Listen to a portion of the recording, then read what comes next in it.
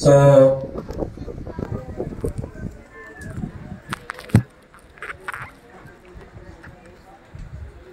pasensya na napapaluhan lang ako, napapayak talaga ako doon sa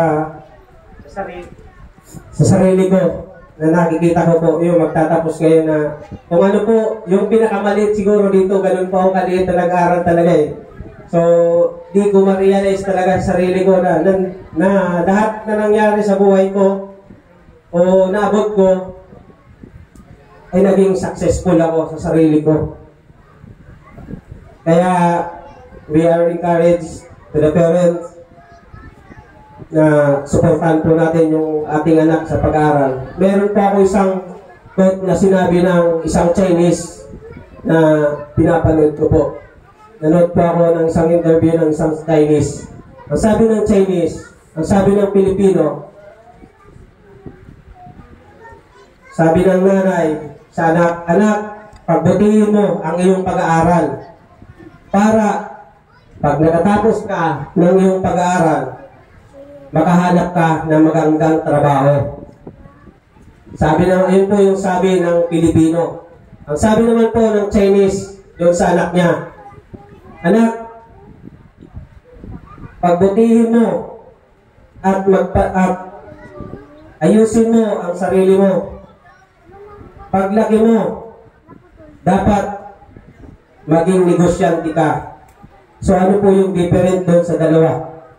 Yung Pilipino gusto mag-aral at makapaghanap ng trabaho. Yung Chinese, kahit di makapag-aral, basta sila ay makapag-negosyo. Di ba po? So, para po sa akin, dapat lahat po yun maka-accomplish natin sa sarili natin. Kasi po, once na makapagtrabaho ka sa sarili mo, o magtrabaho ka sa ibang company, at kayo po ay nakapag-ipon, yun po yung gawin nyo.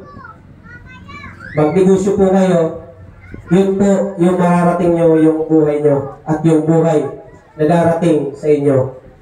Unexpected po ang lahat na nangyayari sa buhay natin. Kahit po tayo mangarap, kung hindi natin gagawin at hindi tayo magsisipag, hindi po yun maaabot natin. So, sa lahat po ng mga magulang at sa magsisipag tapos kayong araw na to, congratulations po sa inyong lahat at nawa po ay mabot nyo ang inyong mga pangarap.